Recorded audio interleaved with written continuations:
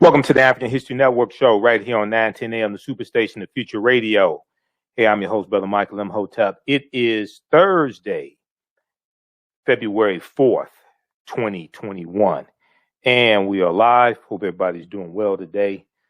Well, it's been a very, very busy day, and I'm getting ready to teach my online course, Ancient Kemet, the Moors, and the Ma'afa, Understanding the Transatlantic Slave Trade, what they didn't teach you in school. So that class is coming up Tuesday, February 9th, 8 p.m. to 10 p.m. Eastern Standard Time. You've heard me talk about it. Email me at AHNshow@AfricanHistoryNetwork.com, AHNshow@AfricanHistoryNetwork.com for more information. All right. Well, look.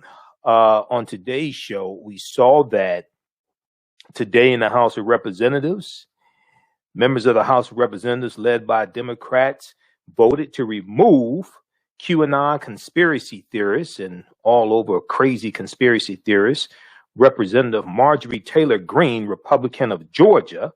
They removed her of her committee assignments. She had committee assignments on the Education Committee, was one of them. And it was because of past statements and social media posts that she has made, including a Facebook post that showed her holding an AK-47 with the faces of Representative Ilhan Omar, Detroit's own Representative Rashida Tlaib of the 13th Congressional District, and also Representative Alexandria Ocasio-Cortez. And the caption said, "The squad's worst nightmare." So the vote took place today in the House of Representatives. It was 230 to remove her from the committees. 199 Republicans voted not to, and 11 Republicans defected and sided with the Democrats. And now the Republican Party has a big problem because they're being branded as the Q-publicans, the party of the QAnon crazy conspiracy theorists. And many people call them the white nationalist party. Okay. My friend, Dr. Greg Carr, chair of the Afro-American Studies Department at Howard University, when you see him on Roland Martin Unfiltered, he refers to the Republican Party as the white nationalist party. And in many ways, they're becoming more and more like that every day. And when you when you vote not to remove someone like Representative Marjorie Taylor Greene, who has white supremacist, white nationalist tendencies, crazy conspiracy theorist tendencies, when you vote not to remove her from the committees, but you voted to remove a white supremacist like Steve King from the committees, okay, then you have to wonder, well, why'd you do it for Steve King, but you're not doing it for her? Or you don't want to do it for her. Now, remember, back in January 29th, 2021, right here on this show, right at the end of January, remember, we talked about Representative Cori Bush, Democrat from Missouri, and some of you all saw the Facebook post I did today.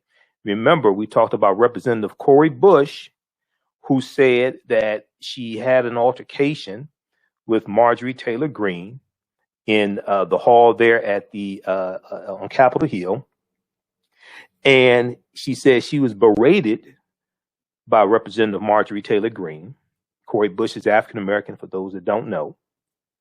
And she said she was moving her office, okay? She said she was moving her office for the safety of her staff because of this crazy woman. That's the same woman who was removed from the House committees today. So we're going to talk about that, and we have some audio of the testimony that took place today. Some of it was very emotional as well. How's everybody doing on our Facebook fan page? We got John Ray, Betty, Miss Bren, Yvonne, Sherwin, just a few of the people watching us on Facebook and YouTube. So we'll share some information dealing with that. Then I posted an article from thegrio.com. Byron Allen has settled his $10 billion lawsuit with Charter Communications. TheGrio.com is reporting that. Byron Allen, chairman and CEO of Allen Media Group Entertainment Studios and owner of The Grio, has settled and withdrawn his $10 billion lawsuit against Charter Communications. So we'll discuss that as well. And I wasn't able to see an amount of the settlement. A lot of times those settlements it's an undisclosed amount for the settlement. And then yesterday, the news came out. We did not get a chance to talk about it yesterday. We had so much to cover on yesterday's show.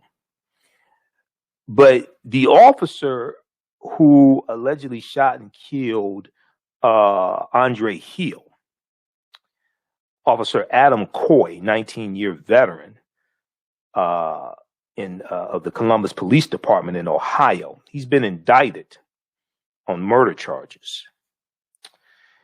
An Ohio grand jury on Wednesday, February 3rd, indicted a former Columbus police officer in the fatal shooting of an African-American man, Andre Hill, who was at the garage of a home where he was a guest, the state attorney general said. So we'll talk about that.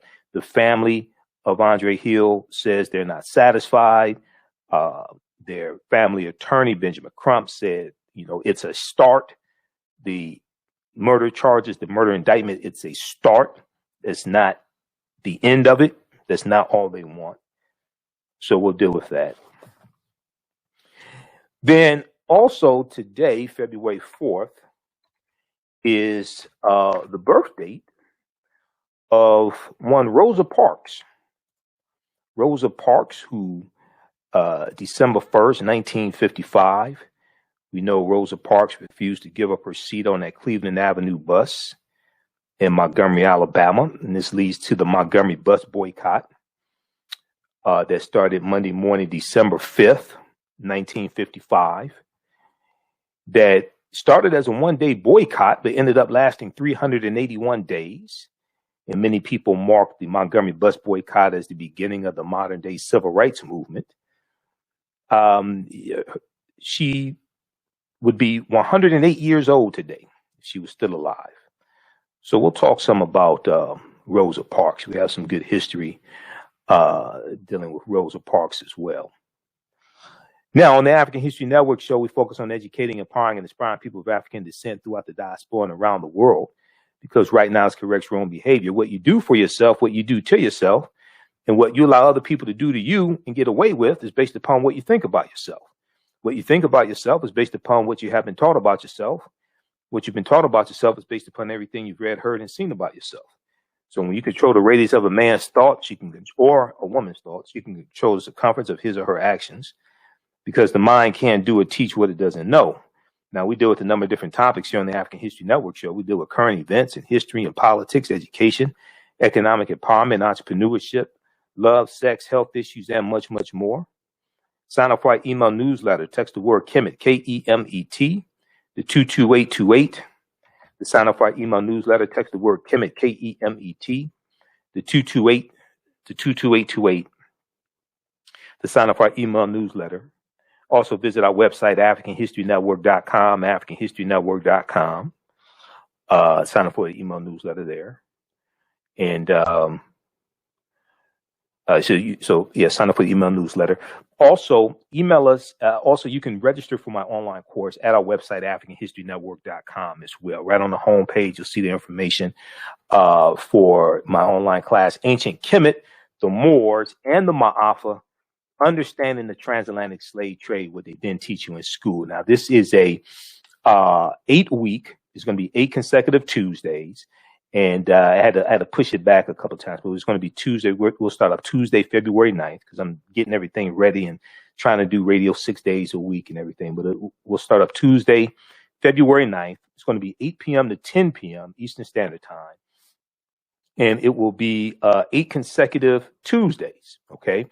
And we deal with thousands of years of history and what led up to the transatlantic slave trade taking place. So when we talk about the transatlantic slave trade, we can't start talking about it in 1619 in Virginia. We can't start talking about it in 1441 when the Portuguese go into Mauritania. You have to deal with hundreds of years of history prior to the transatlantic slave trade taking place. Historical events don't happen in a vacuum. They are the sequence. They are the culmination of a sequence of historical events taking place, okay, that lead up to a larger event happening. All right. So as one of my teachers, Professor Kabahayawatha Kamene, says, to understand the existence of something, you must first understand the pre-existence of existence.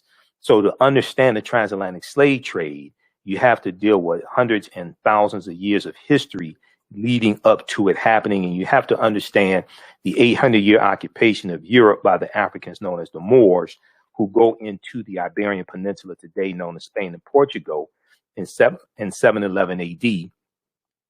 And they're taking the teachings from the Nile Valley region of Africa, from ancient Kemet and the Nile Valley region of Africa into Europe, the science, the mathematics, the technology, agriculture. They're introducing new foods, musical instruments, medicine, algebra, alcohol, cotton, all different types of things like this, sugar. And this information, these teachers are going to bring Europe out of the Dark Ages. And we're going to see that all this is going to lead these conflicts between the African Moors and these Europeans. We see this is going to lead to the transatlantic slave trade happening. And we see the intermixing of the African Moors into the European population, and they're changing the complexion of Europeans to various extents in various countries. Okay, so we just posted the link here on the thread of the broadcast. The course is regular $130. It's on sale $80. As soon as you register, you can start watching bonus content, because you can watch the class that I did in 2019. It's all archived there. And we'll talk more about this on the other side of the break. Listen to the African History Network show right here on 9:10 a.m. Superstation, The Future Radio. I'm Michael Imhotep. We'll be back in a few minutes.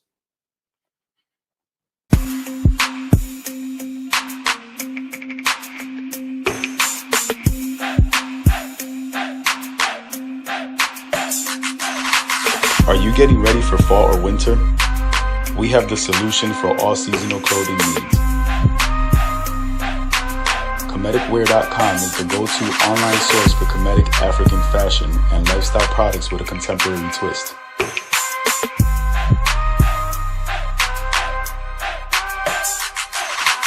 We're committed to offering unique styles reflecting our African heritage.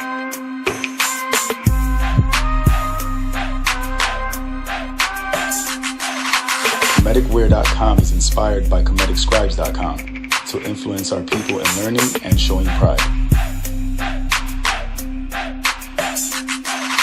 Please visit our website at Kemeticwear.com.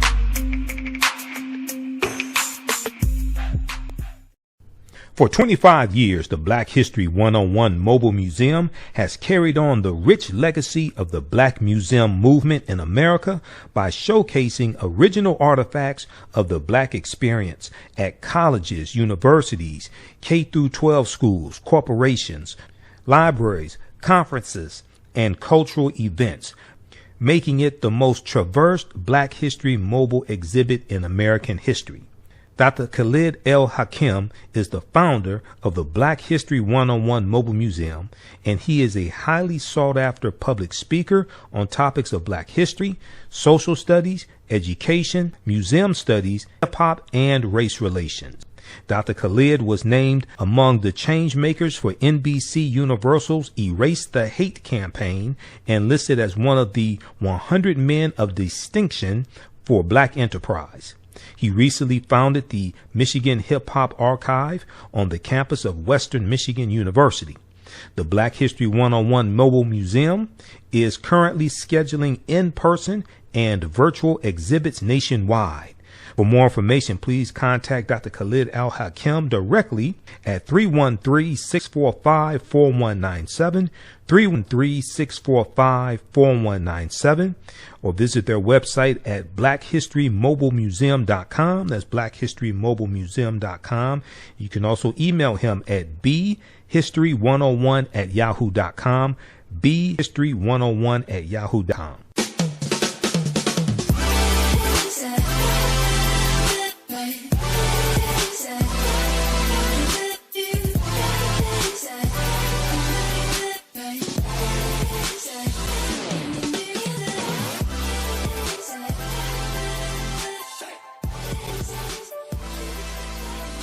Visit 4glossygirls.com. That's the number 4glossygirls.com, and follow them on Instagram at 4glossygirls.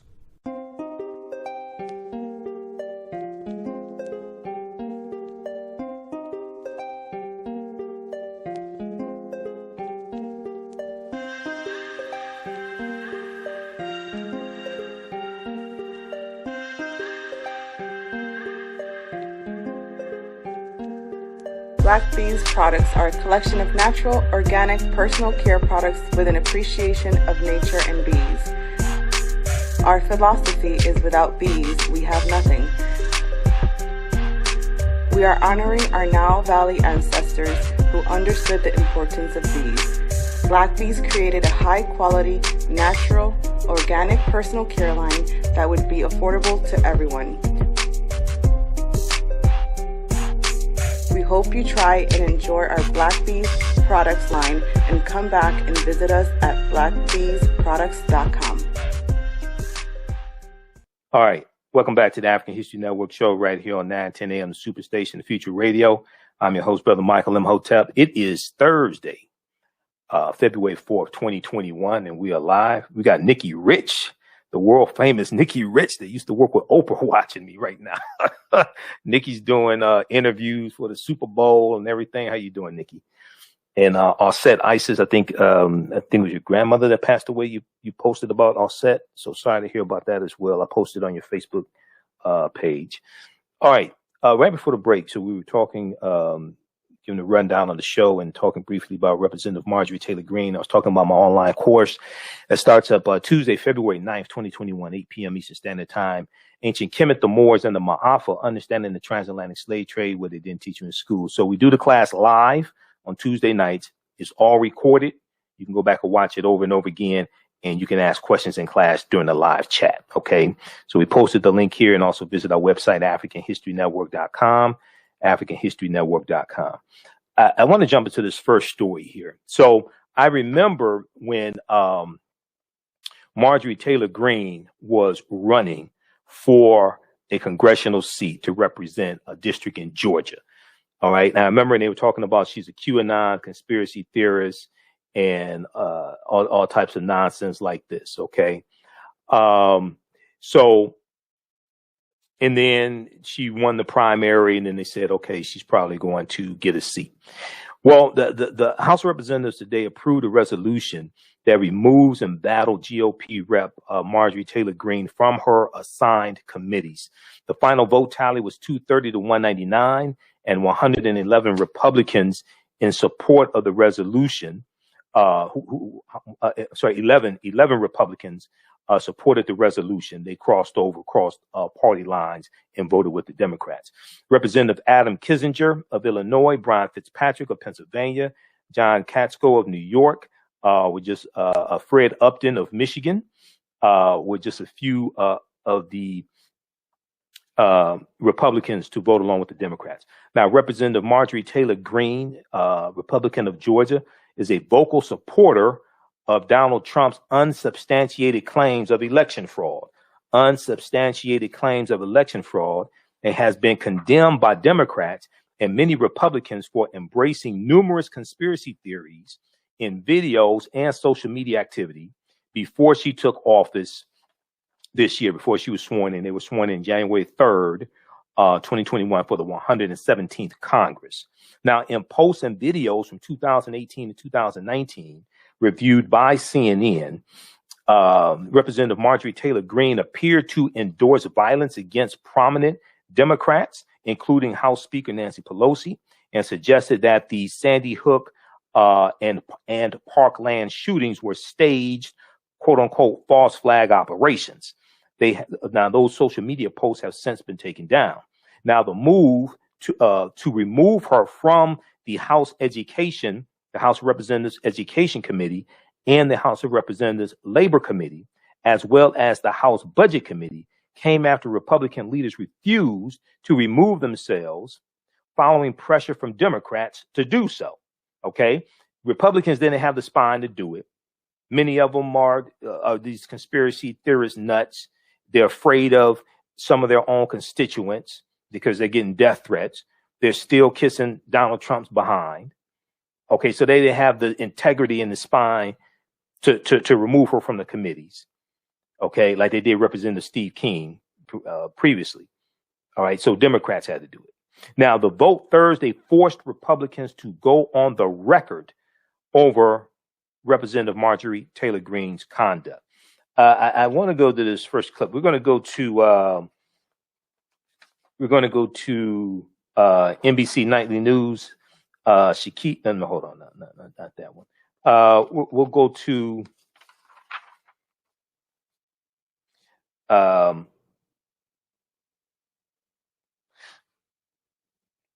let's go to this first clip. Let's go to clip one. This is from All In with Chris Hayes. Every Democrat and 11 Republicans vote to remove Representative Greene from committees. And you're going to hear some of the remarks made by some of the Democrats who are women of color. You'll hear Rashida Tlaib of Detroit. You'll hear Representative Cori Bush, who talked in late January, talked about having to, she was berated by Marjorie Taylor Greene and had to move her office away from Greene's office for the safety of her staff. Let's go to this clip, Shakita. Good evening from New York. I'm Chris Hayes. Just over an hour ago, the House of Representatives voted to strip Republican Congresswoman Marjorie Taylor Greene of her committee assignment. Now, this is an extremely rare occurrence. In fact, it might be unprecedented in history. We can't quite tell, but it looks like we can't find an actual precedent for this. In all the recent instances, when all this has happened, when members were removed from committees by their own parties, it happened because the party removed them instead of the entire House. But the threat of removal from the whole House did not stop Congresswoman Greene from the racist and violent conspiracy theories that got her into this situation in the first place. Just yesterday, she was throwing around conspiracy theories like Democratic members marry their own brothers.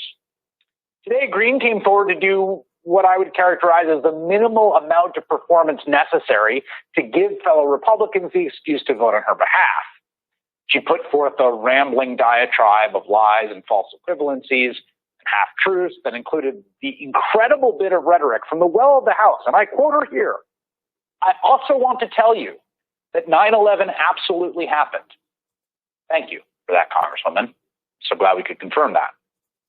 She lied about the things she said and supported and when she said them during that rambling diatribe. She did not address or apologize for the most problematic stuff, her violent rhetoric, including saying multiple times on video that Speaker Nancy Pelosi could be executed for treason. All but 11 Republicans voted to support Greene, which is more defections than I think anyone expected, but still a pretty good example of the one thing that unifies the other 199 members of the House Republican Party. All they have is being against the libs. When you get past that, there are all sorts of divisions inside that party, as seen, for instance, by 61 people in a secret ballot trying to unseat a member of leadership for the audacity of voting to impeach a president who summoned an insurrectionist mob to attack where they all were. The caucus, where the majority, remember, voted to overturn a Democratic election. There are all sorts of divisions inside the party with the Marjorie Taylor anti-democracy wing. The one thing that could unify them is opposition to liberalism in the Democratic Party. That is what it's all about for them. The problem is that's all built on a foundation of sand. What does the Republican Party stand for besides making sure the libs don't control things? On the other hand, just a few months ago, in the wake of the election, it was the Democratic Party that looked looked like a very fractured coalition. Remember that? They were expecting big pickups in the House, and they lost a bunch of seats. There were immediate recriminations, internal debates about the source of those losses, with frontline members in swing districts blaming progressive members for defund the police rhetoric in the wake of the George Floyd protests.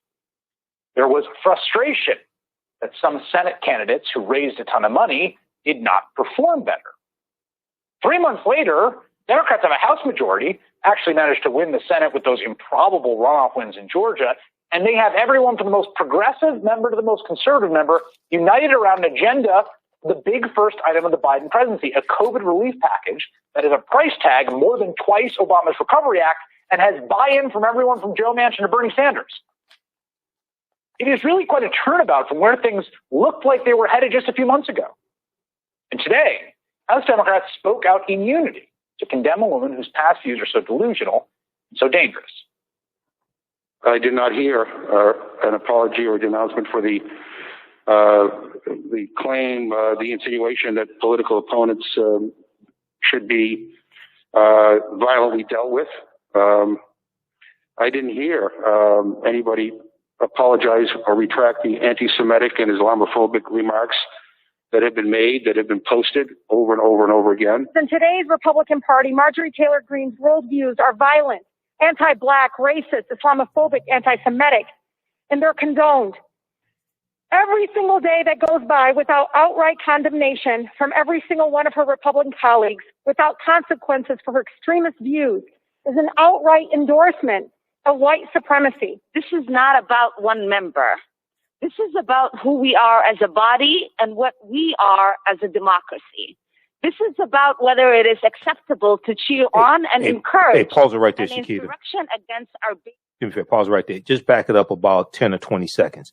Now that is Representative Ilhan Omar, okay, of Wisconsin, and she is Somali. She's from Somalia. She is one of the women that are ostensibly known as the Squad, and she is one of the 3 women that were on the Facebook post that had Marjorie Taylor Greene with an AK-47 and the faces of Representative Ilhan Omar, Representative Alexandria Ocasio-Cortez, and Representative Rashida Tlaib of Detroit. Okay, let's go back to this clip, Shakita.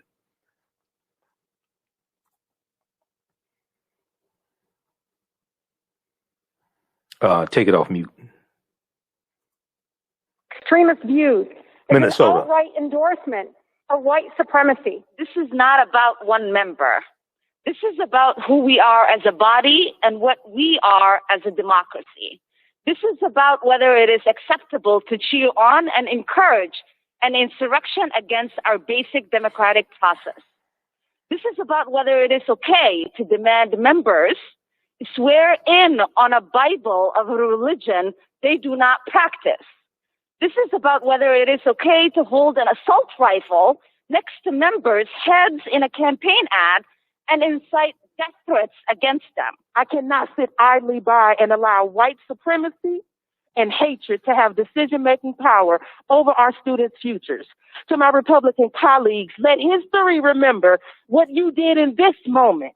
A prerequisite for appointment to these committees and for all that we do must be that you love and represent all people, meaning all people. I stand here to tell you, I will stand Shakita. up to bullies.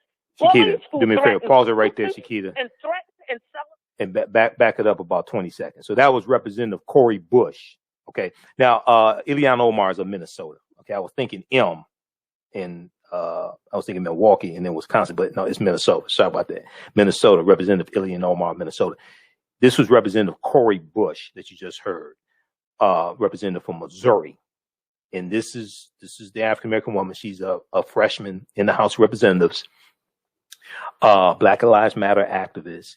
And she was the one, and we're going to play the clip when she was on Joanne Reed from January 29th, 2021, who talked about being berated by the crazy QAnon conspiracy theorist, Marjorie Taylor Greene. And she said she had to move her office for the safety of her staff. Okay. Let's go back to this clip.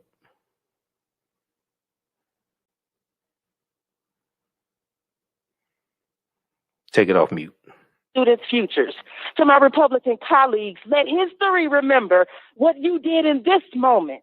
A prerequisite for appointment to these committees and for all that we do must be that you love and represent all people, meaning all people. I stand here to tell you I will stand up to bullies.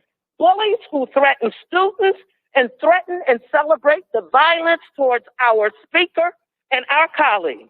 Today, and yes, as a conscience of the Congress, it is important that we take this step to affirm that conspiracy theories and outrageous lies have no place in the Congress, no place in the people's house, no place, no place. No parent should ever have to invite a member of Congress to visit their child's grave or touch the bullet-ridden clothing that their child wore to prove that their death actually happened.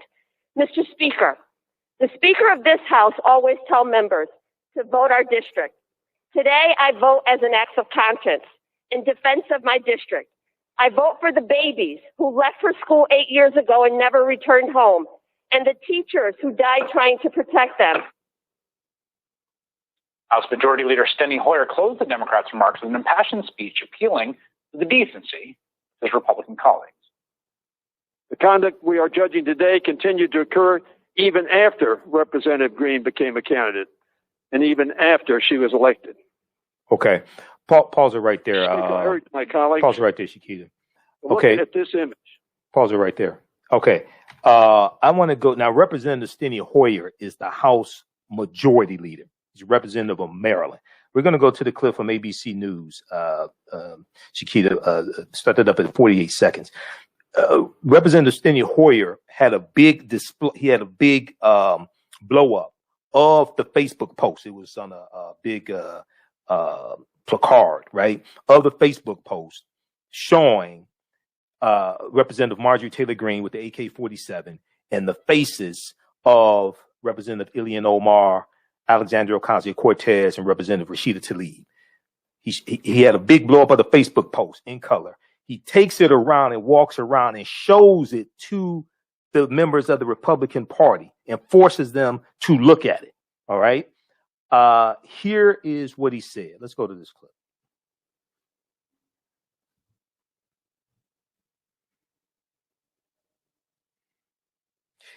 It's in the article from ABC News. It's in the tweet. The video's in the tweet from ABC News. It says Steny Hoyer.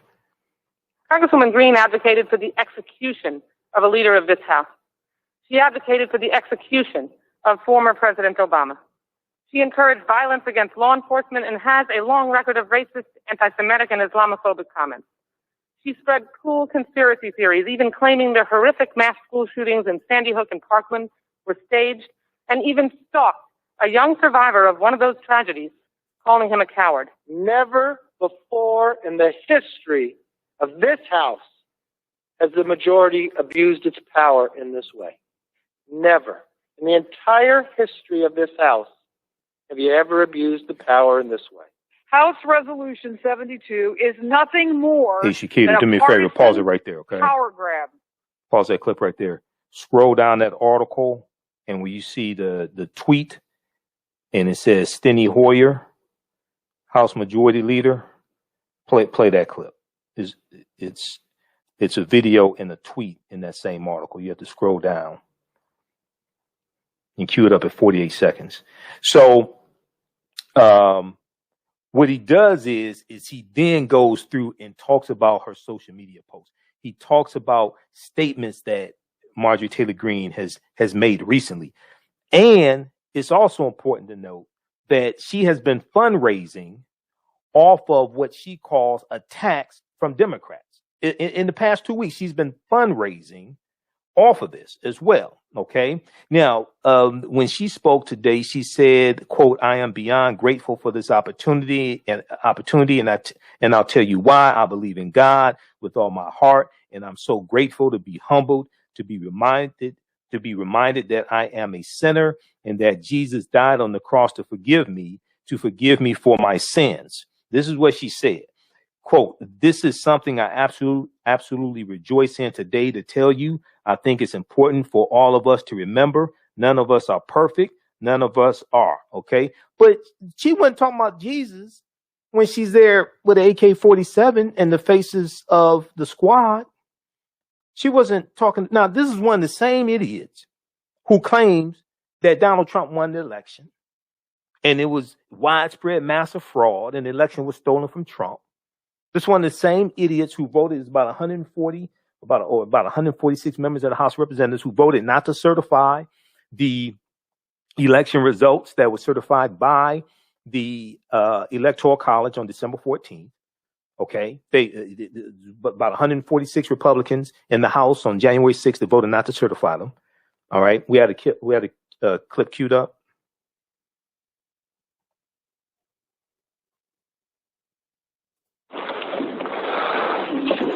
I heard about motherhood today. 2 of those women, between them, have 6 children. They're mothers.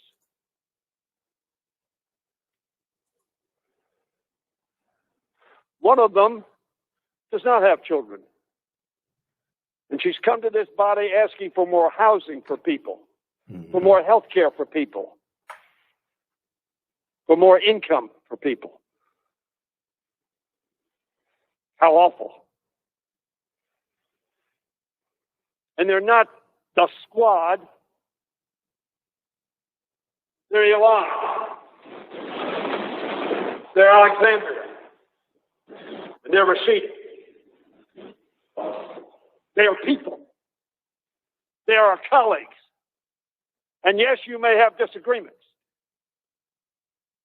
But I don't know anybody, including Steve King, who you precluded from going on committees, for much less.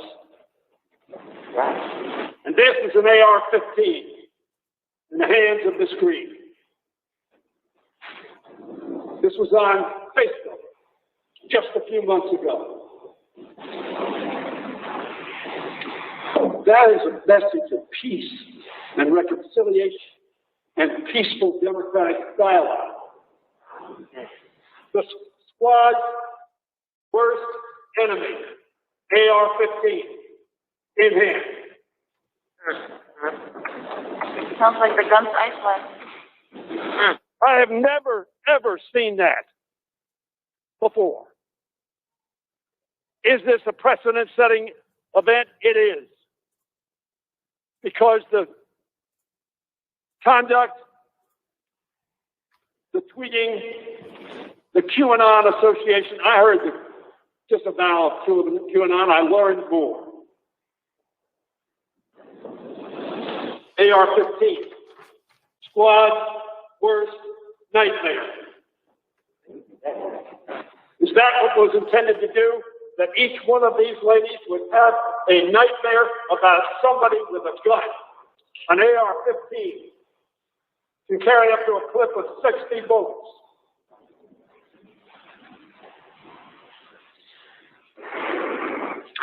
I urge my colleagues to look at that image and tell me what message you think it sends. Here she is, armed with a deadly assault rifle, pointing it toward 3 Democratic members. Now, the pictures are put together, you understand. They were not present. I understand that.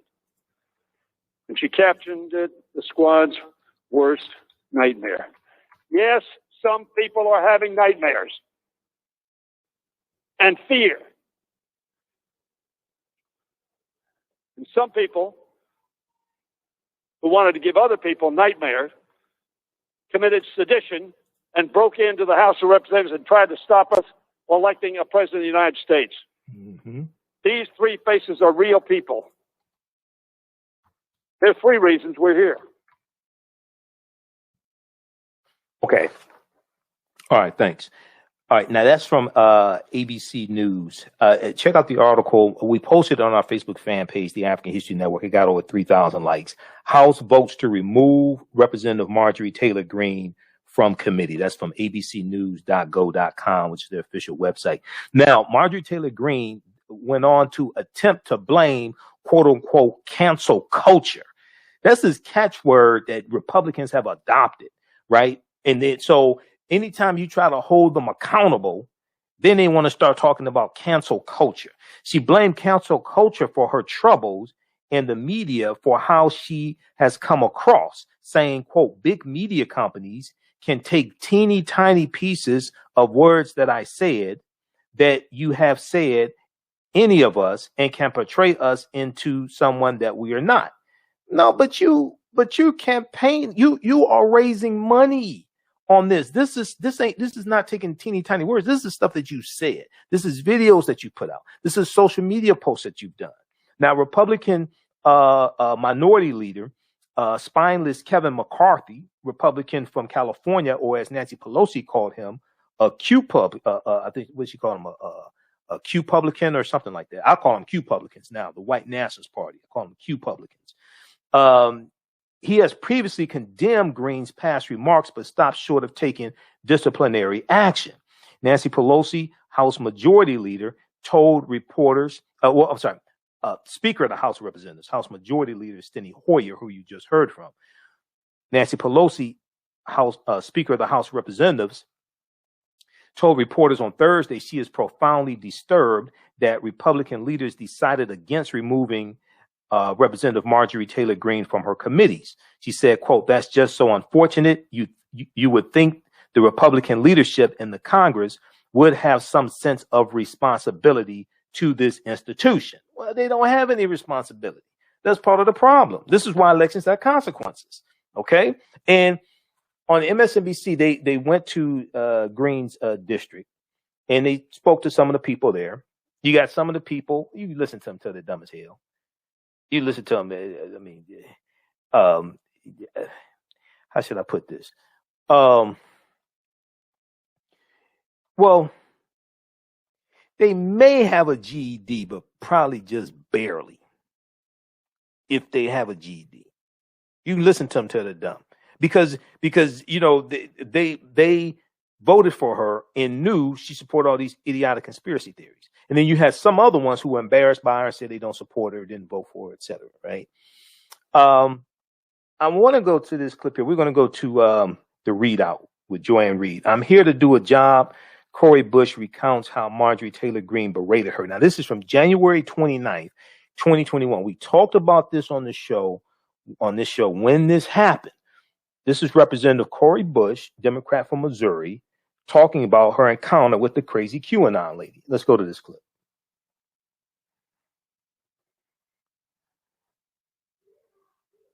Between yourself and Marjorie Greene. You're now moving your office away from hers. Please explain why. Yeah, so first of all, thank you for what you just said. You know, it is unbelievable that this is how so many of us get to go to work every day when, you know, I've worked fast food, I've worked in childcare, I've worked in healthcare. I've never been in a work environment like this before. And, you know, one day we were just walking down the hallway through the tunnel, headed to go and vote. And I'm hearing this loud talking in the hallway. But I kept going. It was no big deal. All of a sudden, as I'm walking down the tunnel, I'm hearing the voice gets louder and louder. And then the voice was closer and closer. And then at one point I realized that it was like right behind me. And so I turned around because it was aggressive and it was loud. And I'm like, why is this like right behind me? And so I turned around and it was Marjorie Taylor Greene without a mask on. And so I looked and I'm like, you know, so I turned back around. I didn't say anything at first. I looked at my team and I'm like, she does not have on a mask. Like, let's just keep walking. And then I thought about it, like, you're putting me at risk. You're putting my team at risk. Everybody else in this tunnel is at risk. And just the day before, we found out that our colleagues had contracted COVID after being on lockdown with this same person and other people who were unmasked. And so, no, I'm a nurse. I take care of my community. I take care of my people. You will not put us at risk like that. And so I moved out of the way. I saw my good brother, John Bowman, walking down the hall. I moved out of the way to let her pass. And as she's passing, I'm like, you know, look, she does not have on a mask. And so I said, put on a mask. And then she started to, you go off some more. She's on her phone. She's like live streaming. And my point with that, Joy, was that she had the audacity to be walking through this space on her phone, showing people that she was bucking the system, showing people that she was not going to adhere to the rules of the House. And so I wanted it to be on her live stream that we are saying, put your mask on. And then her team turned around, and her too, but then her team is yelling, stop inciting violence, Black Lives Matter. What does Black Lives Matter have to do with this? Put on a mask and save lives. Yeah, and I just want to point out to the audience that on January 12th, the House leadership, the Speaker, announced there is a mandate that on the floor of the House, all members must wear a mask.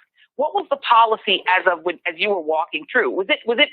I mean, as you said, you had just known that several members had been diagnosed with COVID after locking down on January 6th with Republicans who refused to wear masks. I want to show some video, actually, because Marjorie Taylor Greene was actually one of the people who was mocking Congresswoman Lisa Blunt Rochester, who was trying to give them masks. And she was mocking them. This is while they were being locked down. This is not the video that I'm showing. Sorry, it's cut two that I wanted to show. So we'll pull that one back for a second because I am going to show that one. There it is. And there she is mocking other members. So at the time that you were confronted by her or she's yelling in the hallway, wasn't it generally accepted that people should be wearing masks in the tunnel? Yes, we're supposed to wear masks, but I believe the fine for not wearing the mask is the House floor. But in gotcha. The entire House. Gotcha. So now she went on Twitter when my colleague Tiffany Cross tweeted at her that she maybe want to go on the Cross Connection, which is Tiffany's show, which airs tomorrow, and explain herself. She then accused you of lying about the interaction. She posted a piece of video. Now, I want to just for the audience let you know that, we're not playing the full video because before the part we're showing, she's ranting and raving about Black Lives Matter, about you, about members of Black Lives Matter being a part of Congress. And then this happened. So here she is. This is the video you described where we only see her face because she's live streaming, showing her own face as she's walking. You can see she doesn't have a mask on. And here's what she says. Then they supported bail bond links for criminals. You know what? Yeah, don't yell at people. You know what? You shouldn't bring COVID-positive members in here, spreading COVID everywhere. Stop being a hypocrite. Yeah, this is how it is here now. She is claiming that disproves your account. What is your reaction? It actually says exactly what I said. She was walking behind me, directly behind me, and she's yelling into the phone directly behind me. I moved out of the way because now you're a threat. You're a threat to me, and then you don't have on a mask. You don't care enough about us to put on a mask. So I said, now mind you, by the time you heard my voice, she was further down the tunnel. And we're in the tunnel, so of course it's echoing. But you could hear me saying, put on a mask. And what happened? She put on a mask.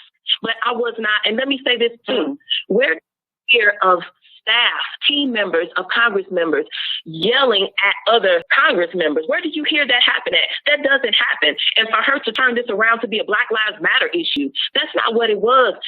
You should care enough about your colleagues. And if you don't believe in that, if you don't believe that we should have safety, if you don't believe that this is a true health crisis where 400,000 people in this country have lost their lives, if you will not honor that and respect those families and respect the people in your community, 750,000 you are supposed to protect, that you are supposed to serve and represent. If you won't do that, then let go of this job. It is not for you. And she can say whatever she wants to say. But the thing is, she did not have on a mask in that tunnel. And I absolutely spoke up. And it's not just about her, Joy. This is anybody, any Congress member who will not wear a mask. I'm going to speak up. Lisa Blunt Rochester spoke up. As many of us, we will speak up, and not just about that. We don't want you bringing your guns on the House floor. We don't want you bringing your guns into your office. We don't want you to evade security and try to run through the metal detectors. No, abide by the rules so that we can do our jobs to take care of our communities. We moved our office, Joy. Not because I'm scared of her, like not because I think that like I can't, like, you know what I mean? Like I'm, oh my gosh, so that's not why I moved my office. I moved my office because I am here to do a job for the people of St. Louis. They deserve that. And what I cannot do is continue to look over my shoulder wondering if a white supremacist in Congress by the name of Marjorie Taylor Greene or anyone else, because there are others, that they are doing something or conspiring against us. Our focus has to be on St. Louis and the work that we can get done. And also, my team deserves better. They should not have to come to work and have to wonder if that door is going to open that does not have a peephole, that door is going to open and it's somebody that does not want to do them well. All right.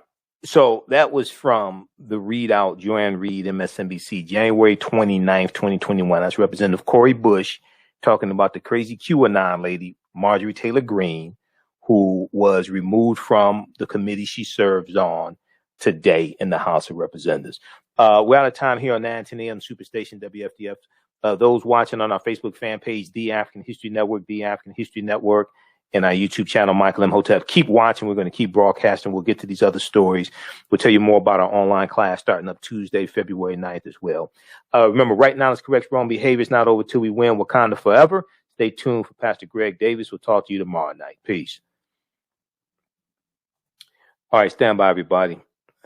We're going to keep going here. All right. How's everybody doing? Okay, if you'd like this type of information, also, you can donate to the African History Network. You can support us, $ TheAHNShow through Cash App, $ TheAHNShow through Cash App, or through PayPal, paypal.me/TheAHNShow, paypal.me/TheAHNShow. We'll post the information here. So that definitely helps, being that we're here 6 days a week instead of 1 day. For 4 years, we were doing just Sundays, 9 p.m. to 11 p.m. Eastern Standard Time on 910 a.m. Superstation WFDF here in Detroit. But now we're here 6 days a week, so that helps us keep doing the research, stay on the air, keep broadcasting, etc. African American business owners, post the name of your business here on the thread of the broadcast. Email us at customerservice@AfricanHistoryNetwork.com. We'll let you know how you can advertise with the African History Network as well. Current promotion: buy 1 month, get 1 month free. I'm working on commercials right now. So it's been hectic, and I'm pulling everything together for the online class that starts up Tuesday, February 9th. All right, 8 p.m. Eastern Standard Time. We're going to post a link here for the online class. You can register. As soon as you register, you can start watching the class, the whole class that I did in 2019. So this is Ancient Kemet, the Moors, and the Ma'afa, Understanding the Transatlantic Slave Trade, what they didn't teach you in school. It's a 16-hour online class. It's broken up into 8 sessions. It'll be Tuesdays, 8 p.m. to about 10 p.m. Eastern Standard Time. And we do the class live. All the sessions are recorded. You can go back and watch it over and over again, and you can ask questions in class through the live chat as well. You can type it, so you don't have to worry about people seeing you. It's a live chat where you can type. Okay. So the class is regularly $130. It's on sale $80. You can watch from around the world. Do you have an idea or business that requires app development, or thinking of moving your IT resources to the cloud? We have post-paid and profit-sharing plans for unique ideas or profitable businesses. Who can take advantage of this unique program? Entrepreneurs with unique ideas, startups, small to medium businesses. Contact us, 267-209-0352. Visit nomadicsystems.net, nomadicsystems.net today. Intuitive Design Clothing is an online accessory store that sells one-of-a-kind signature statement pieces for men and women. They also specialize in fashion consultations, closet organization, and decorating small spaces. Are you looking for a statement piece for a special affair, or would you like to add some select pieces to your ensemble of accessories? If you're looking for something different, definitely contact Kathy Norm, owner and CEO of Intuitive Design Clothing.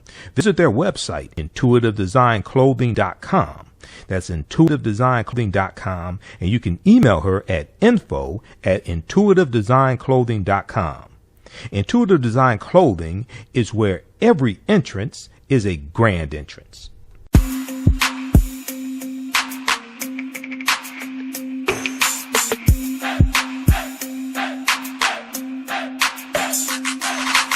Are you getting ready for fall or winter?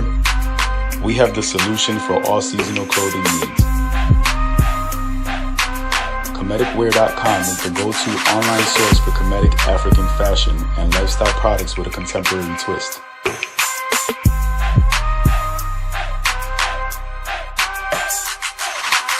We're committed to offering unique styles reflecting our African heritage.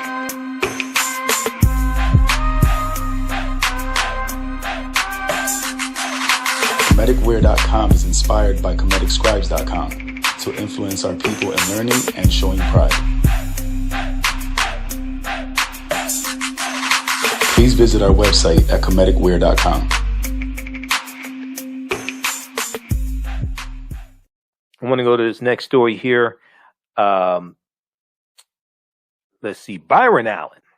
So we talked about Byron Allen in his lawsuit last year with Charter Communications. The Griot.com is reporting, and we know Byron Allen bought the Griot. That was a good move.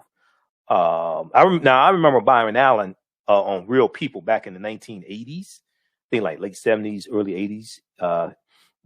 So Real People was on at the same time that That's Incredible was on. Okay, I'm taking it just like way back. Okay. Some people never heard of these shows before. But That's Incredible. And on That's Incredible, each week they had different segments of people that did all types of incredible things. I remember there was one guy, he was a basketball player, and he could run up the side of a wall or something. They called him like Spider-Man. I remember there was another guy, he caught bullets in his teeth. He wore like a rubber mouth guard, and somebody would fire a bullet at him with a handgun, and he would catch it in his teeth. They had all different types. It's kind of like a Guinness Book of World Records or Ripley's Believe It or Not, something like that, similar to that. So that was on at the same time that Real People was on. Byron Allen was on Real People. But Byron Allen, chairman and CEO of Allen Media Group Entertainment Studios and owner of the Griot, has settled and withdrawn his $10 billion lawsuit against Charter Communications. Let's see here. Let's post this. Just 1 second here. She said, I'm telling my age. Hey, I'm proud. I'll be 50 June 7th. Okay. So, hey.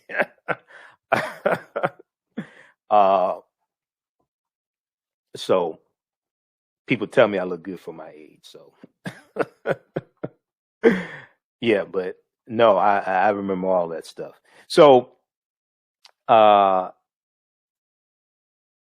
he has settled and withdrawn his $10 billion lawsuit against Charter Communications. Now, the announcement was made on Wednesday, February 3rd by Byron Allen and Charter Communications in a joint statement provided by the Griot. Okay. And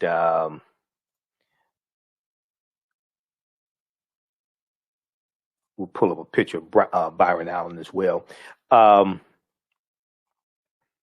In August, the racial discrimination suit filed against the telecommunications giant was allowed to proceed by a federal district court judge, George H. Wu, W-U, George H.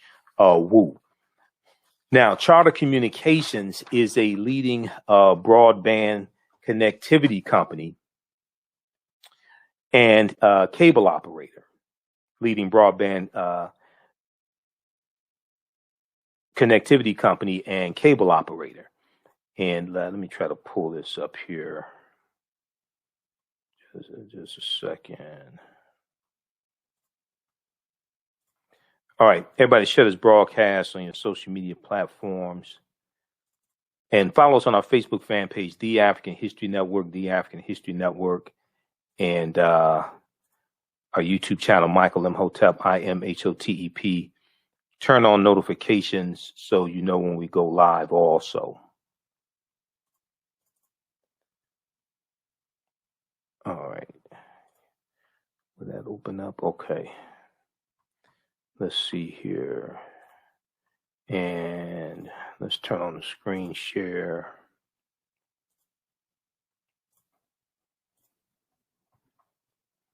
Do it like that. All right. So it's Byron Allen. All right. All right. So Charter Communications is a leading broadband connectivity company and a cable operator, serving more than 31 million customers in 41 states through its Spectrum band. Over an advanced communications network, the company offers a full range of state-of-the-art residential and business services, including Spectrum Internet, TV, mobile, and voice. Spectrum Internet, TV, mobile, and voice. Now, the Charter Communications settlement comes after Byron Allen announced in summer of 2020 that Entertainment Studios Networks, Entertainment Studios Networks, and Comcast had entered into a content carriage arrangement that extends and amends terms for the Weather Channel and 14 broadcast television stations, because Byron Allen bought up a number of broadcast television stations also, which is another good move. That's definitely something that's needed. And Byron Allen. So when he started on Real People, he was something like, I think, like 19 years old, something like that. And I thought he was just a funny black guy on the TV show. Really, I mean, he was a young kid. He's like 19, maybe 20. So you really didn't see him becoming a media mogul like this. But it's a good thing that he is. We need that. Now, Byron Allen founded Allen Media Group Entertainment Studios in 1993. Allen Media Group Entertainment Studios in 1993. Allen Media Group owns 16 ABC, NBC, CBS, and Fox network affiliate broadcast television stations. 16 of them. Now, I talked about this before. You see celebrities, hip hop artists, things like this, buying Lamborghinis, buying this, buying that, spending all this money, popping bottles, furs, all this stuff like that, right? Now I know Byron has tuxedos and he's not living the life of a pauper, but I don't remember seeing articles or things like this about him buying material things. Lamborghinis and spending all this money on a night out or clubs, things that you hear from like a lot of celebrities, especially a lot of African-American celebrities. But I do read about him, like in Black Enterprise. I do read about him buying assets, about buying TV stations, about acquiring things like that. So I think there's a lesson in there somewhere. So Allen Media Group owns 16 ABC, NBC, CBS, Fox network affiliate broadcast television stations, and 10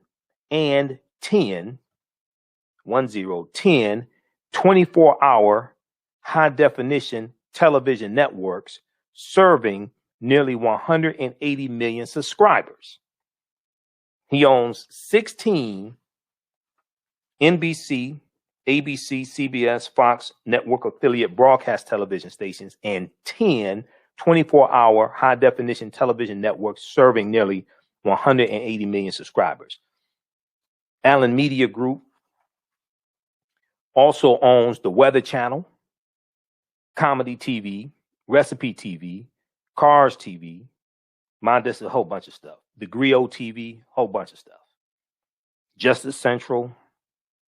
Now, Allen Media Group will add its 11th network, the Weather Channel in Espanol, in 2021. Allen Media Group also owns Local Now and the Griot free streaming AVOD services, powered by the Weather Channel and Content Partners, which delivers real-time, hyper-local news, weather, traffic, sports, and lifestyle information. So, because I hear people talking, they're balling out of control, and they're talking about how many Rolex watches they have, and you see stuff, you see these different articles floating around, especially in some African American news sources. I'm not going to call any names. And they got all these black celebrity articles, reality TV stars, and all this conspicuous consumption, right? Then you see Byron Allen acquiring assets, building a media empire, employing people. The Griot hired April Ryan as the White House correspondent, veteran journalist April Ryan as the White House correspondent. So, Michael V. Roberts, who's a multimillionaire. I know Michael V. Roberts. We're in a documentary together. We see each other periodically at different events. We've been on a couple panel discussions together as well. And I met him through Dave Anderson, who owns the Empowerment Radio Network. When I used to be on the Empowerment Radio Network, and we're in the documentary Black Friday. I think he's in Black Friday. I think he's in Black Friday as well, from director Rick Matthews. He has a saying, Michael V. Roberts. He says, how's it go? Rich people yell and wealthy people whisper. Rich people yell and wealthy people whisper. See, he says, the reason why a lot of people really don't know about me, he said, because rich people yell and wealthy people whisper. He's very wealthy. Okay. So, all right. So check out this article here from thegriot.com dealing with Byron Allen. You probably hear some more about this as well, hopefully. Let's pull up this article from the Griot. The Griot has some good articles. I'm glad it's African American owned and operated as well, because we need to own our media outlets. Okay, it can't just have American writers. We need to own it, run it, etc. Make money from the advertising. Byron Allen settles $10 billion lawsuit with Charter Communications. So check this out from thegriot.com. Okay, let's go to this next story here quickly. How's everybody doing? Andre Hill. So the case of Andre Hill, his killing in Ohio, Columbus, Ohio, that was a very, very disturbing case. The family has hired Benjamin Crump as the family attorney. There's an article from news1.com. The family is saying that the indictment on murder charges of the officer is not enough. We're not satisfied. It's not enough. Definitely agree with that. So NBC News reported on February 3rd, former Ohio police officer indicted in fatal shooting of Andre Hill. Okay. Former Ohio police officer indicted in fatal shooting of Andre Hill. We're going to go to this clip here in just a second also. I want to pull this up. Let's go to this clip. I want to go to this clip here from NBC Nightly News. This is from February 4th, 2021.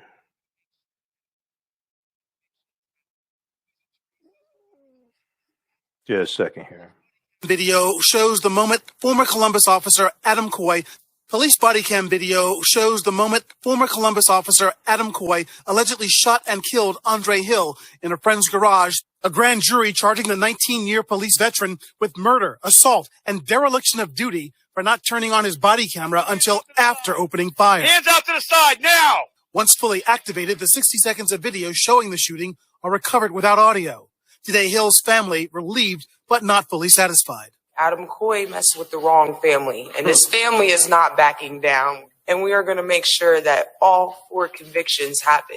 Coy's attorney says the former officer is not guilty, and that Coy and Hill interacted before what's seen on the video without providing details. Police were responding to a neighbor's non-emergency call about a suspicious vehicle. My client believed that there was a silver revolver in the right hand of Mr. Hill. And when it raised up, my client stepped back and yelled, "Gun, gun, gun," and fired his weapon in what he believed was in defense of himself. Investigators say Hill was not armed. Hill's family angry that he was handcuffed and that the video appears to show he was not given medical aid for more than 5 minutes. When a white police officer is indicted for killing a black man, an unarmed black man, that does not translate into a conviction. Coy, now in custody, expected to make his first appearance in court tomorrow. Ron Allen, NBC News. Okay, so that was from NBC Nightly News from February 4th, 2021. If we look at this article from NBC News, and let me pull it up here. If we look at this article here, former Ohio police officer indicted in fatal shooting of Andre Hill. So an Ohio grand jury on Wednesday indicted a former Columbus police officer in the fatal shooting of an African-American man who was at the garage of a home where he was a guest, the state attorney general said. And let me pull this up here so I can show you this.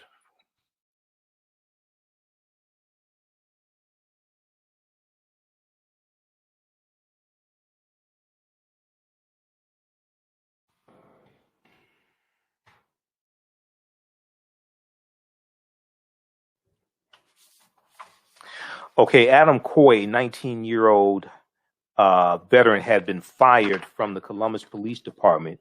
He was indicted on murder, and other counts in the December 22nd killing of Andre Hill. So let's go to this here. Pull this one up. All right.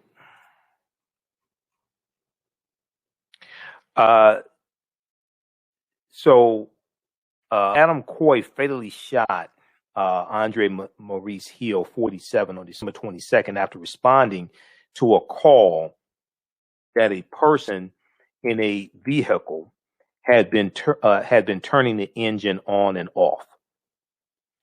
Now, former officer Adam Coy said he thought he saw a gun in Andre Hill's hand, but State Attorney General Yost said, but no weapon was found. Now, Adam Coy's attorney, former officer Adam Coy's attorney, said the now former officer believed keys on a ring were a gun, a revolver. He believed keys on a key ring were a revolver. So Andre Hill did not have a gun, he had keys on a key ring in his hand. Quote, let me be clear that I believe the evidence in this case supports the indictment. State Attorney General Yost said, and my office will vigorously prosecute this case.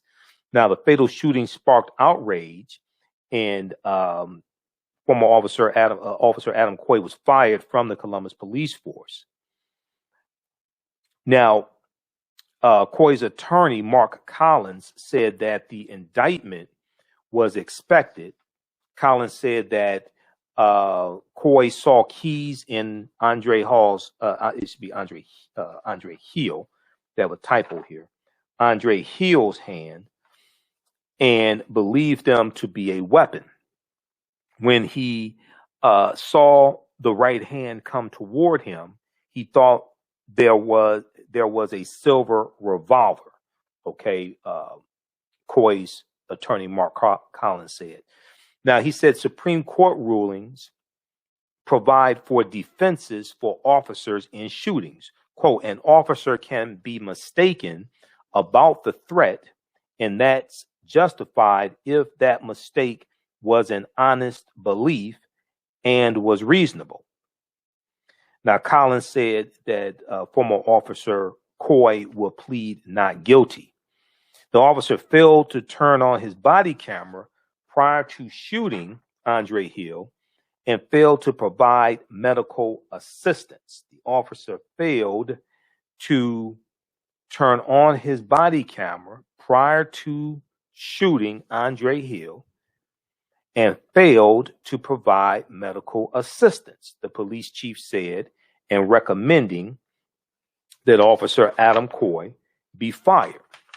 Now, Andre Hill was a guest of the homeowner and had not committed a crime when two officers approached the garage he was standing in around 1:30 a.m. Both officers who interacted with Andre Hill failed to activate their body-worn cameras. Both officers failed to activate their body-worn cameras until immediately after the shooting, a violation of department protocol. A look back feature on the department's camera, the body camera, is called a look back feature, was able to capture the 60 seconds before the camera turned on, but did not record audio in those 60 seconds. Okay, it's a look back feature. So if the camera's off, you can recover 60 seconds of video before the camera was turned on, but not audio. The video shows at the time Officer Adam Coy using his flashlight as he walked up the driveway. Andre Hill then walks toward the officers while holding his cell phone when the officer fired his weapon. Andre Hill's other hand could not be seen clearly. Body camera footage then showed officers failing to render aid or medical assistance for Andre Hill as he lay on the ground for several minutes following the shooting, another violation of policy. So you have to ask the question, okay, you forget to turn your body camera on, but after you shoot him, why don't you render any aid? Where's your humanity? Where's your compassion? Why don't you render any aid? You didn't turn your body camera on. Okay, that's against department policy. That's a big mistake. But now you shoot somebody, he's laying on the ground, dying. Why don't you render any aid? Now, Attorney Collins said that there had been other interactions between Adam Coy and Andre Hill, and the body camera footage only shows a fraction of what occurred. Andre Hill was struck 4 times, State Attorney General Yost's office said. A special prosecution section of the State Attorney General's office was appointed by the Franklin County Prosecutor's Office to prosecute the case. Now, the grand jury indicted former officer Adam Coy on murder in the commission of a felony. The felony being felonious assault and 2 counts of dereliction of duty. Now, the dereliction of duty counts stem from Officer Adam Coy allegedly failing to turn on his body camera and for allegedly failing to tell his fellow officer that he believed Andre Hill presented a danger. The grand jury did not indict Adam Coy on a charge of purposeful murder. Columbus Mayor Andrew Ginther, who had demanded Officer Adam Coy's firing, tweeted his thanks to the grand jury. In the tweet, he said, "The indictment does not lessen the pain of his tragic death for Mr. Hill's loved ones, but it is a step toward justice," Mayor Ginther wrote. So check out this article here from NBC News. Former Ohio police officer indicted in fatal shooting of Andre Hill. Hopefully this will lead to a conviction. All right. So we'll see what happens here. But you have some gross negligence here. I mean, one, you don't turn on your body camera. Neither officer turned on the body camera, which is really problematic. 2, neither officer rendered any type of aid while Andre Hill lay dying. So you have to ask the question, why? Did you forget all your first aid training or something? You have to forget, maybe we'll find out in the trial. All right. So we have Erica, Carl, Robert, TJ, grandmother 8. Just a few of the people watching. Rhonda. Let's go to this last story here. This is dealing with Rosa Parks. All right. Also, if you'd like this type of information, you can support us at through Cash App, $ the AHN Show through Cash App, $ the AHN Show through Cash App. Also through PayPal, paypal.me/the AHN Show.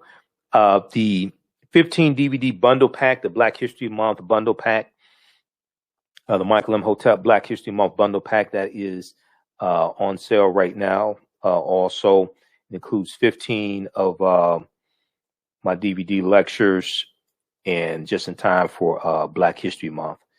And you get everything from the presentation dealing with the history of African American History Month to 2 of my lectures, actually 3 of my lectures dealing with the film Black Panther.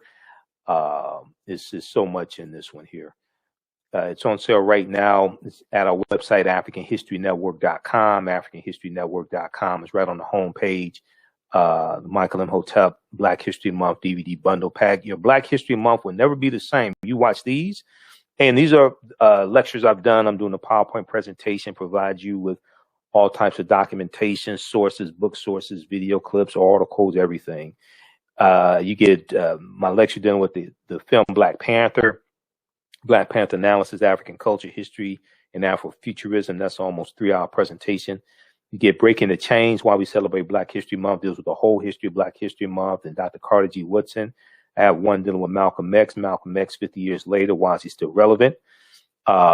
This one here, The Distortion of the Legacy of Dr. Martin Luther King Jr., the Revolutionary, will not be televised on the television. So we deal with the Revolutionary Dr. King. This other one here dealing with Black Panther, lessons from the film Black Panther, economic guerrilla warfare, political self-defense, and how to Wakanda the vote.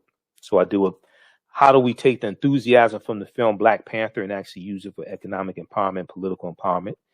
This one here deals with the 3/5 Compromise of 1787, Article 1, Section 2, Clause 3 of the U.S. Constitution, and the history of the Electoral College. And the 3/5 Compromise did not say we were 3/5 of a human being. That's a misunderstanding of that. It's dealing with how do you count the population of slaves to determine how many seats in the House of Representatives a particular state will have. This one deals with entrepreneurship and economic empowerment, and also a lot of history, 13 forms of wealth, and redistributing the pain, keys to economic empowerment and entrepreneurship for African Americans, because I taught entrepreneurship for 7 years. This one here deals with the history of the national anthem, Francis Scott Key, who wrote it in 1814 during the War of 1812. I deal with the history of the Pledge of Allegiance, which was written in 1892 by a socialist minister named Francis Bellamy. He was a socialist. Won't the Republicans be surprised when they found out a socialist wrote the Pledge of Allegiance? And then I deal with the history of Colin Kaepernick's protest and tie all that together. Okay. You also get the double lecture I did with Dr. David Imhotep, who wrote the book, The First Americans Were Africans, Documented Evidence. So he's dealing with that information from his book. And then I'm dealing with great African women in history, the mothers of civilization. You get this 4-hour presentation here that I did, Redistributing the Pain, how African Americans historically fought back with economic boycotts. So this deals with a history of us using different types of economic withdrawal strategies to fight back against white supremacy. You get great African women in history, mothers of civilization, where we deal with some well-known and not so well-known African women in our history, from Offset to Queen Nzinga, Yasantiwa, Assata Shakur, Angela Davis, Queen Charlotte Sophia. It's a double DVD. You get like a 4-hour presentation. And then also another one, you get Ancient Kemet, the Winter Solstice, and the History of Christmas. This deals with the whole origins of Christmas, the pre-Christian celebrations, winter festival celebrations, like this festival of Mithra, or festival of Roman festival of Saturnalia, things like this, and the origins of Christmas, what leads these pre-Christian holidays that took place that are going to make up what we know as Christmas. Okay, so that is it's a 15 DVD bundle pack that's available right now at AfricanHistoryNetwork.com, a Black History Month bundle pack. So that'll keep you busy for the month of February. We have those shipping out daily. That'll keep you busy for the month of February. All right, let's go to this last story here. So February 4th is the birth date of Rosa Parks. Okay, and there's an article from newsone.com dealing with Rosa Parks. There's one also from history.com, the official website of the History Channel. Okay, Rosa Parks was born in 1913. You look at the one from newsone.com, and let's see here. Okay, if we look at the one from newsone.com here quickly.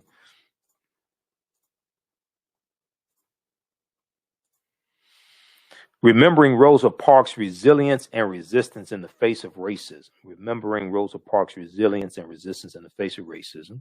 The civil rights icon whose refusal to give up her bus seat to a white passenger sparked the Montgomery bus boycott in 1955. She would have turned 108 today. Okay. Kristen Clark, who was with the Lawyers Commission, she tweeted, on this date, Rosa Parks was arrested in Montgomery, 1955. Rosa Parks was arrested in Montgomery, Alabama for refusing to give up her seat to a white passenger on a city bus. Her fierce act of resistance and civil disobedience sparked the Montgomery bus boycott, which eventually led to desegregation of city buses in Montgomery, Alabama. Let me see something here. Okay, December 1st, 1955. This day, okay, people are posting. All right, so check out this article here. I want to go to, okay, so yeah, she was the secretary of the Montgomery, Alabama NAACP chapter at the time. We know she was not the first woman to refuse to give up her seat. Claudette Colvin, Susie McDonald, and Mary Louise Smith and other women were arrested for their resistance. They're going to be part of a lawsuit called Browder versus Gale. It's 4 African-American women. They were the plaintiffs in a lawsuit called Browder versus Gale, filed February 1st, 1956. Aurelia S. Browder, Claudette Colvin, Susie McDonald, and Mary Louise Smith. They were the plaintiffs. They were the plaintiffs in the case. Okay, and that lawsuit is going to go all the way to the U.S. Supreme Court.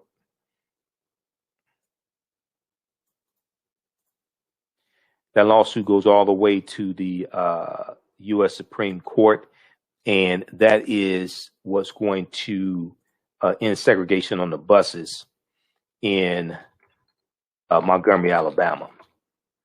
The U.S. Supreme Court ruled that it was unconstitutional for segregation to take place on the buses. That's called the lawsuit of Browder versus Gale. Gale in the lawsuit was William A. Gale, who was the mayor of Montgomery, Alabama.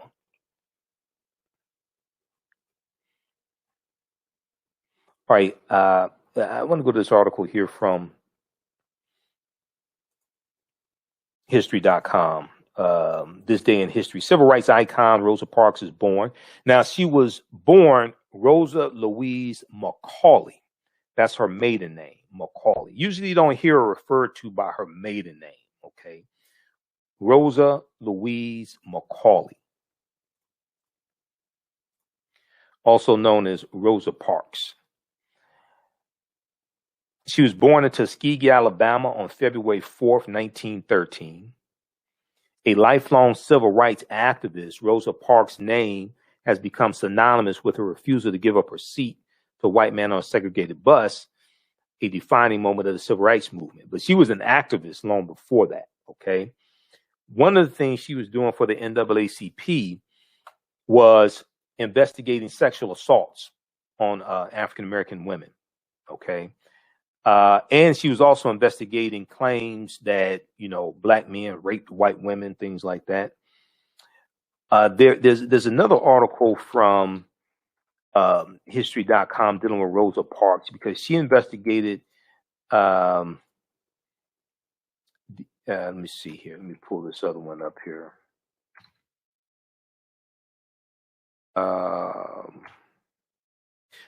I've talked about this before. There was another one dealing with Rosa Parks and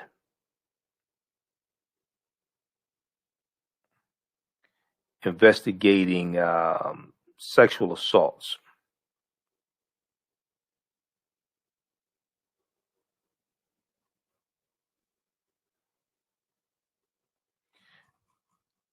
Let me see if I can find this one here.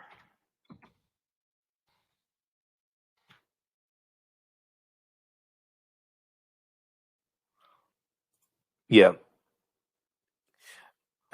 This is from December 8th, 2017. It's updated January 26th, 2021. Before the bus, Rosa Parks was a sexual assault investigator. Before the bus, Rosa Parks was a sexual assault investigator. And so a lot of people don't know this history. I mean, like I said, she was involved in civil rights long before the bus came along, long before the Montgomery bus boycott. Why has history left out this piece of Rosa Parks' story? Before the bus, Rosa Parks was a sexual assault investigator. Revered as a civil rights icon, Rosa Parks is best known for sparking the 1955 Montgomery bus boycott, but her activism in the black community predates that day. She joined the NAACP in 1943, 12 years before that fateful commute. In her first years in the organization, she worked specifically on criminal justice and its application in Alabama communities. One part of this was protecting black men from false accusations and lynchings. One part of this was protecting black men from false accusations and lynchings. The other was ensuring that African Americans who had been sexually assaulted by white people could get their day in court. This particular issue was close to Rosa Parks' heart, as in 1931, a white male neighbor had attempted to assault her. Now, Rosa Parks resisted and later said of the incident, quote, I was ready to die, but give my consent never, never, never. That incident was on her mind when she traveled to Adeville, Alabama in the autumn of 1944 to deal with a disturbing case chronicled in the movie The Rape of Reese Taylor. It was the evening of Sunday, September 3rd, and 24-year-old sharecropper Reese Taylor was walking home from church with her friend Fanny Daniel. A car carrying 7 young white men approached Reese Taylor and accused her of attacking a white boy in a nearby town. The men forced her into the car under the pretense of taking the married mother to see the sheriff. They did not. They blindfolded and gang raped her and then threatened her with death if she reported the crime. Okay. However, Reese Taylor, and here's a picture of Reese Taylor here. There was a documentary film made about her also. However, Reese Taylor did not keep quiet. After her father found her making her way home, she told him of her ordeal, and then they went to the sheriff. Her friend who had witnessed the abduction also contacted the police. According to Reese Taylor, the sheriff drove her to a store after hearing her story to see if they could find any of the rapists. In fact, he was able to find 2 of the young men. In a 2011 interview with NPR, National Public Radio, Reese Taylor recounted, quote, he asked the boys, was y'all with this lady tonight? And the white boy said, yeah. Mr. Lewis told them to get in the car and he left. We didn't have no other conversation said about the boys. He just left. Now, days later, news of the alleged assault reached the Montgomery offices of the NAACP, and they responded by sending along an investigator. Her name was Rosa Parks. So Rosa Parks investigated the sexual assault of Reese Taylor. This is long before the bus. Now, in the 1940s, Alabama segregationist laws and attitudes permeated every echelon of society. When Rosa Parks made her way to the Taylor home, she found the town sheriff there waiting for her. He made sure to make his presence known by repeatedly driving past the house, eventually entering the home and demanding Rosa Parks leave under the pretense of not wanting troublemakers in town. Maybe the troublemakers were the white man that gang raped Reese Taylor. Maybe those were the troublemakers. How is it the troublemaker is the person investigating the crime? Maybe the criminal rapists were the troublemakers.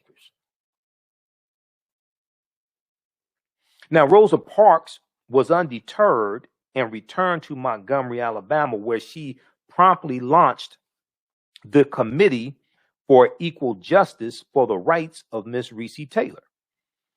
The committee made sure the case received national attention, and by October, it was headline news. Here's a picture of Reese Taylor in 2010. Okay. Now, on October 9th of that year, a grand jury refused to indict the defendants. At the time, the Chicago Defender, African-American newspaper, reported that the suspect's lawyer offered $600 to Willie Guy Taylor, Reese Taylor's husband, for his wife's silence. Rosa Parks fired off a letter to the state's governor asking him not to, quote, fail to let people of Alabama know that there is equal justice for all of our citizens. Now, no charges were ever brought against the men. Reese Taylor's story and Rosa Parks' involvement in it received renewed attention as a result of the book At the Dark End of the Street by Danielle L. McGuire, published in 2010. In 2011, the Alabama House of Representatives approved a resolution apologizing to Reesa Taylor for what they characterized as the state's morally abhorrent and repugnant failure to prosecute nearly 70 years after the fact. Reesa Taylor died on December 28, 2017 at the age of 97. Okay. Now this is so, when you hear people, especially Republicans, you hear people talk about Rosa Parks, they talk about her, sitting down so people can be free or whatever the hell they say. But they don't talk about this. They also don't talk about the fact that Rosa Parks' husband owned guns as well. That gets left out. Because when we deal with the history of the civil rights movement, and you've heard me talk about this before, we talk about books like this one right here, this Nonviolent Stuff That Gets You Killed, How Guns Made the Civil Rights Movement Possible, by Professor Charles E. Cobb Jr. It was African Americans with guns who were largely protecting civil rights workers in the South. This book deals with that whole history of that. Okay, so check out that article from history.com. Then also the other one, they have another one. They have a number of different articles, but civil rights icon Rosa Parks is born February 4th, 1913 as well. So check out that one also. Blackpast.org has articles dealing with Rosa Parks, and newsone.com, etc. So check out all of that as well. All right. Once again, so we have our 15 DVD bundle pack, the Michael Imhotep Black History Month 15 DVD bundle pack that's on sale right now at AfricanHistoryNetwork.com. All right, it's 15 of my lectures just in time for African American History Month, so you're going to learn a lot from these. It's on sale $100. We ship all around the world as well. We do international shipping. It's right on our homepage at AfricanHistoryNetwork.com, and includes 15 of my lectures. We also have my presentations on digital download at our website, AfricanHistoryNetwork.com as well. And then we have these, so we're going to post a link here. And then the online course, Ancient Kemet, the Moors, and the Ma'afa, Understanding the Transatlantic Slave Trade, what they didn't teach you in school. That starts up Tuesday, February 9th, 8 p.m. Eastern Standard Time. It's an 8-week, 16-hour online course. We do it live. All the sessions are recorded. You can go back and watch it over and over again. And when you go to our website, AfricanHistoryNetwork.com, we'll pull that up. I'll show it to you here. It's right on the home page. As soon as you register, you can start watching content, because the last time I did the class was 2019. So that class is archived, so you can start watching that now. And then we have the new class starting up February 9th, and we have some newer information, some updated information as well. It'll be some of the information that we did in 2019, but there's new information, of course. Okay, so when you go to our website, AfricanHistoryNetwork.com, you scroll down, you see the information about the African History Network show, and then information about the class. And then just click right here, register here. And then it takes you, and just click right here on enroll. And it'll enroll you. There's a video that you can watch. I did that back in 2019, I think. You can watch that, and you enroll. Once you enroll, it's regularly $130. It's on sale $80. Once you enroll, you can start watching the class I did in 2019. All right. Okay, so, and we do I do a PowerPoint presentation. I have video clips, and it's going to be really good now because I have a new laptop. So it's going to be sharper. It's going to look like this. It's going to be sharper. We have the 12-channel audio mixer. So I can show you the videos. We have articles, book references, everything. All right. So Ancient Kemet, the Moors, and the Ma'afa, Understanding the Transatlantic Slave Trade, what they didn't teach you in school. And let's see here. Let's pull this up here.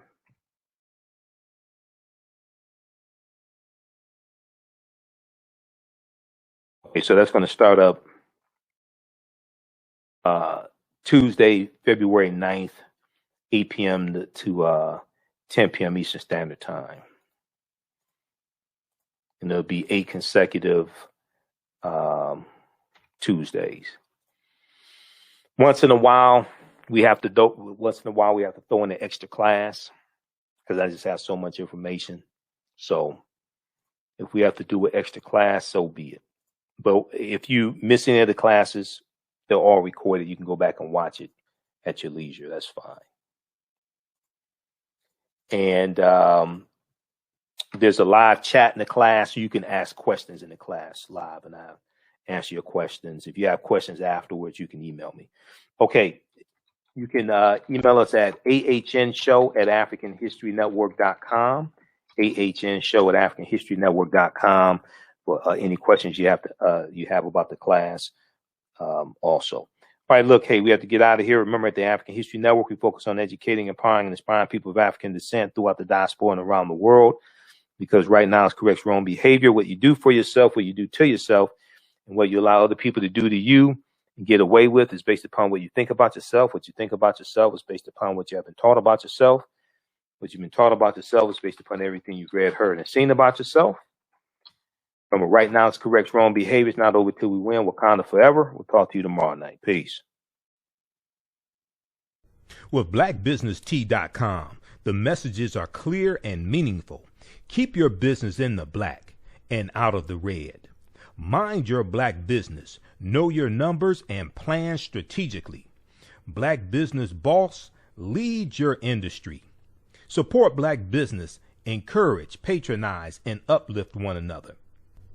blackbusinesstea.com currently has products sold in Detroit, Atlanta, Chicago, and Los Angeles, with proceeds returned to the black community.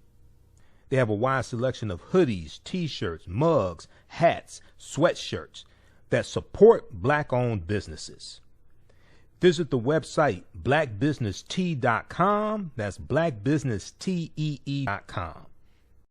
For 25 years, the Black History 101 Mobile Museum has carried on the rich legacy of the Black Museum movement in America by showcasing original artifacts of the Black experience at colleges, universities, K-12 schools, corporations, libraries, conferences, and cultural events, making it the most traversed Black History mobile exhibit in American history.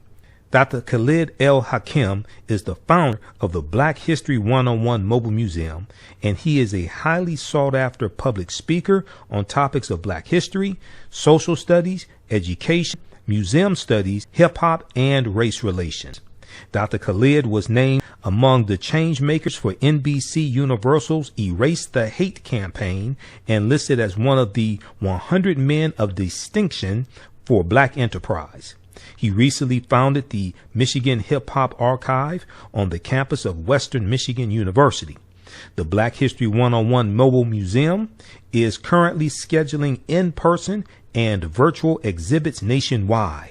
For more information, please contact the Khalid Al Hakim directly at 313-645-4197, 313-645-4197, or visit their website at blackhistorymobilemuseum.com. That's blackhistorymobilemuseum.com. You can also email him at bhistory101@yahoo.com, bhistory101@yahoo.com. Soul Natural Beauty Products offers organic, plant-based skin and hair care products that will rejuvenate skin and naturally grow and thicken hair. Their whipped shea butter can heal or restore damaged skin cells to prevent hyperpigmentation and skin breakouts. All products are made with organic plant-based ingredients. Their maximum hair growth oil is fortified with organic herbal extracts and undeniably proves that Mother Nature knows best. It thickens, lengthens, softens, and conditions all types of hair. They even guarantee hair improvement within 90 days or a full refund. Their all-natural 24-hour deodorant leaves the body smelling fresh without sweating for up to 24 hours. It does not stain fabric, goes on smoothly, and has a refreshing lavender and frankincense aroma. It can be used by men, women, and even children. Place your order today at soulnaturalbeautyproducts.com. That's soulnaturalbeautyproducts.com, and follow them on Facebook at Soul Natural Beauty Products. Do you have an idea or business that requires app development or thinking of moving your IT resources to the cloud? We have post-paid and profit-sharing plans for unique ideas or profitable businesses. Who can take advantage of this unique program? Entrepreneurs with unique ideas, startups, small to medium businesses. Contact us 267-209-0352. Visit nomadicsystems.net, nomadicsystems.net today. Gain knowledge in minutes with Blacklist Ed. Blacklist Ed is an app that provides insightful summaries of books pertaining to the Black experience. As Black people, we know the importance of reading books to discover our incredible contributions to world history, to uplift our self-esteem, and to empower ourselves for our relentless fight for social justice. Unfortunately, with our busy lives, it feels like there is never enough time to read a book. Fortunately, there's a solution. With Blacklist Ed, their app provides key insights from best-selling books about the Black experience, therefore saving you time, increasing your knowledge, and empowering yourself through inspirational and actionable ideas. You can read or listen on the go. Start your free trial today by going to blacklisted.com. That's black without the C, B-L-A-K. Or you can download the Blacklist Ed app from the App Store or Google Play. Blacklist Ed, empower yourself. Have you tasted the world-famous No Frowny Brownie yet from the Pink Bakery? If not, what are you waiting for? They are vegan, gluten-free, and free of the big 8 allergens. While eating their No Frowny brownies, the fabulous Miss Tabitha Brown said they were very good. Very good. And you know, if she says that, they are. The Pink Bakery is the first owned Big 8 allergen-free baking mix company. Go to thepinkbakery.com, that's thepinkbakery.com, to order their No Frowny Brownie Mix today. Yaya Rule is a line of African print-inspired apparel catered to the Black community. The pieces include t-shirts, sweatshirts, hoodies, jackets, dresses, skirts, activewear, bags, and other accessories and home decor. This brand offers a revived way for men and women to wear their Black pride and honor their African heritage anywhere at any time. This apparel line is for anyone, whether you are working in the corporate world, are an entrepreneur, or an artist. Their selection will allow you to casually let your pride shine or dress it up as wanted. It is for those who have already embraced African fabrics and